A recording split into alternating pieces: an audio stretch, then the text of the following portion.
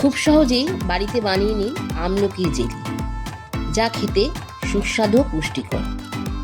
প্রথমে আমি 500 গ্রামের মতো আমলকি নিয়েছি, সেগুলি ভালো করে ধুয়ে নিয়েছি। এরপর আমলকিগুলো একটা ছিদ্রযুক্ত থালায় ভালো করে একটা একটা করে বসিয়ে নিয়েছি।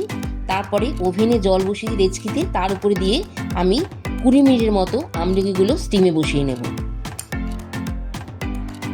20 মিনিট বাদে আমি ঢাকনাটা খুলে একটা কাঠি দিয়ে দেখে নেব আমলকিগুলো সেদ্ধ হয়েছে কিনা।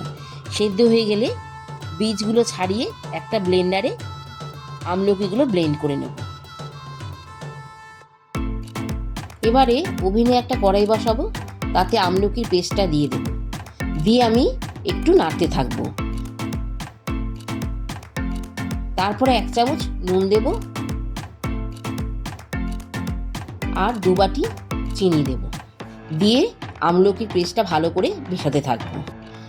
আমলকি ও চিনির মিশ্রণটি ক্রমাগত নাড়তে থাকবো, যাতে মিশ্রণটি প্যানের তলায় লেগে না যায়। আঁচটা তখন মাঝারি আঁচ থাকবে।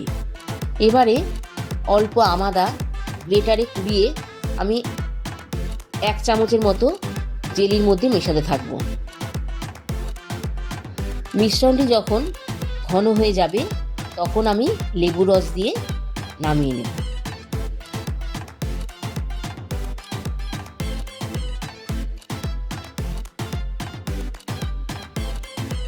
জেলিটা ঠান্ডা হয়ে গেলে পরিষ্কার শুকনো কাচের শিশিতে জেলিটা ঢেলে রেখে দেব।